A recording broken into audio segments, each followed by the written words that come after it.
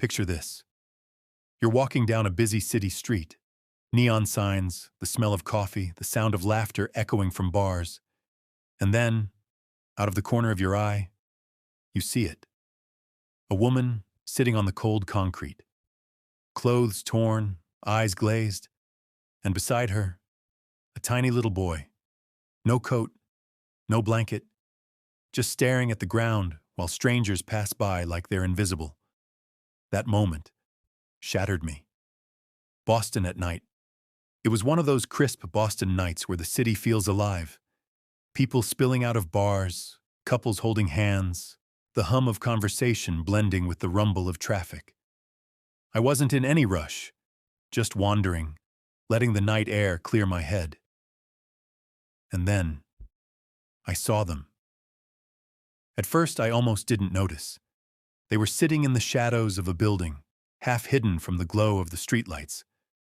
The woman looked worn, her hair tangled, her skin pale, her hands trembling slightly.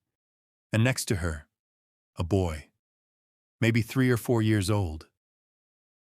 His knees pulled to his chest, little sneakers scuffed and barely holding together. No toy, no blanket, just his mother's arm loosely around him.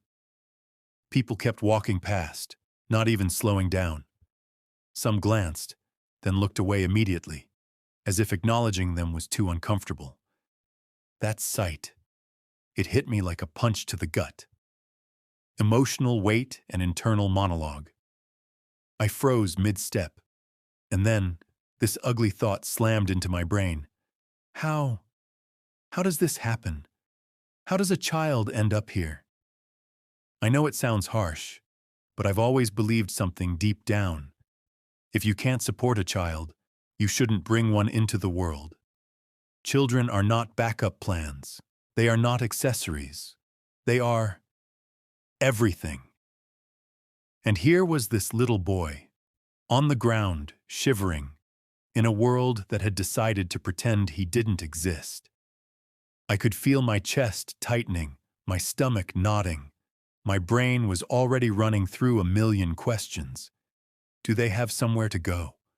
Are they sleeping out here? How long has it been like this? The first step, doing something. I couldn't just keep walking. I ducked into the nearest place still open, a 24-hour deli, and bought a couple of hot meals, water, and some fruit. When I came back, I crouched down and handed the food to the woman. She barely looked at me, mumbling a quiet thanks, before tearing into the sandwich like she hadn't eaten in days. The boy, he just stared at me with these big, tired eyes. And then, in this tiny voice, he said, "Thank you." I can't explain it, but that cracked something in me. I stayed there for a moment, but there was this awkward heaviness, like I was intruding on something fragile. I wished I could fix it right there, but I didn't know how. So I walked away, my brain replaying the image of that child over and over like a broken record. The complication, the truth about the mother that night.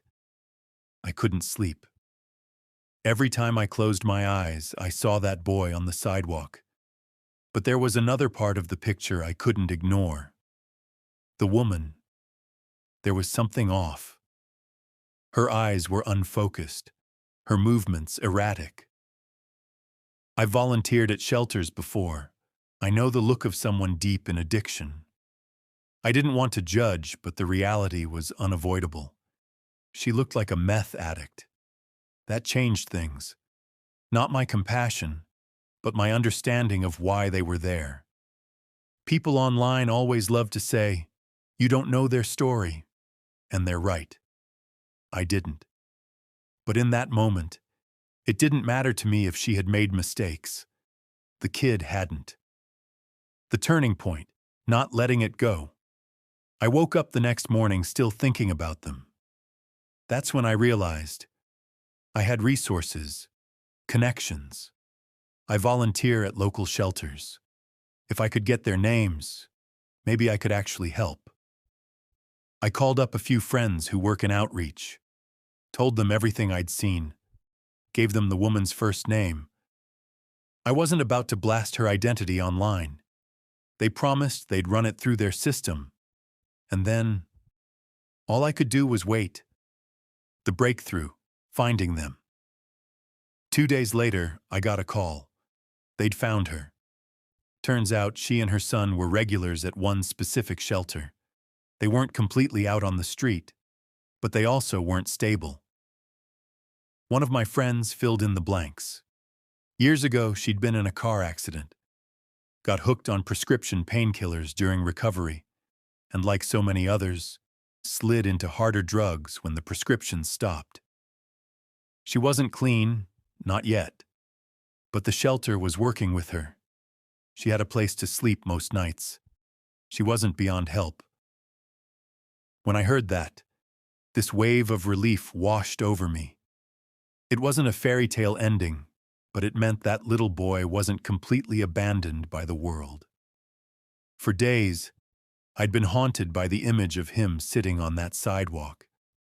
Now, I could picture something different.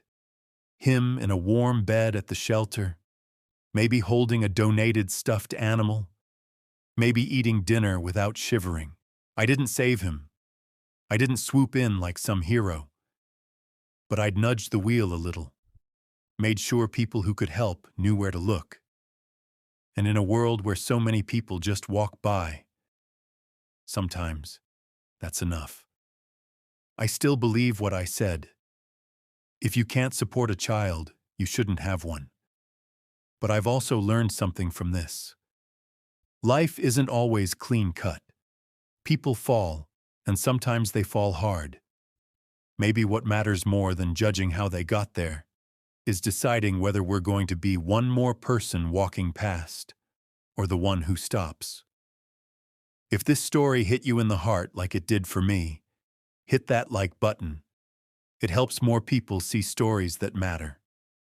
And tell me in the comments, what's one time you stopped for someone that others ignored?